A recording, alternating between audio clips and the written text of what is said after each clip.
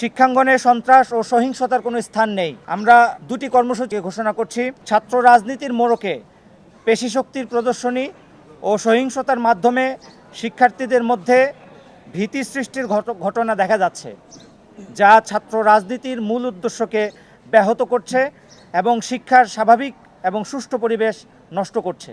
আমরা অতীতের অস্থিতিশীল রাজনৈতিক সংস্কৃতির পুনরাবৃত্তি চাই না।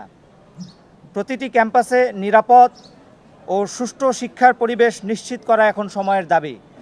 এজন্য সকল শিক্ষার্থীকে সচেতন ও ঐক্যবদ্ধ ভূমিকা পালনের উদাত্ত আহ্বান জানাই। আমরা স্পষ্টভাবে বলতে চাই, শিক্ষাঙ্গনে সন্ত্রাস ও সহিংসতার কোনো স্থান নেই। আমরা দেশের প্রতিটি ক্যাম্পাসকে নিরাপদ, শান্তিপূর্ণ ও সন্ত্রাসমুক্ত হিসেবে দেখতে চাই। সকলের সম্মিলিত প্রচেষ্টায় ইতিবাচক ও গঠনমূলক ছাত্র রাজনীতি প্রতিষ্ঠা সম্ভব, এই প্রত্যাশা ব্যক্ত করছি।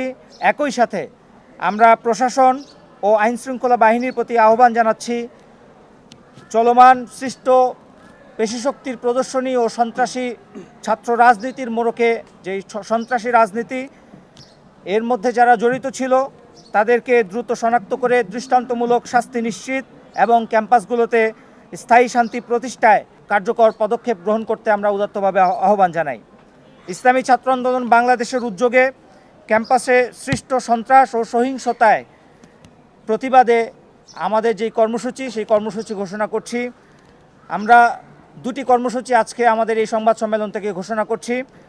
আগামীকাল 24 এপ্রিল 2026 রোজ শুক্রবার বাদ জুমা বাইতুল মুকাররম উত্তর গেট থেকে সন্ত্রাস বিরোধী পদযাত্রা অনুষ্ঠিত হবে ইনশাআল্লাহ। আমাদের দ্বিতীয় কর্মসূচি আগামী রবিবার 26 এপ্রিল 2026 সন্ত্রাস বিরোধী কর্মসূচির অংশ হিসেবে দেশব্যাপী ক্যাম্পাসসমূহে মানববন্ধন অনুষ্ঠিত হবে ইনশাআল্লাহ। আমরা নিরাপদ ক্যাম্পাস এবং শিক্ষার সুষ্ঠু পরিবেশ নিশ্চিতের লক্ষ্যে আমাদের এই লড়াই শিক্ষার্থীদেরকে সাথে নিয়ে ঐক্যবদ্ধভাবে আমরা চালিয়ে যাব ইনশাআল্লাহ।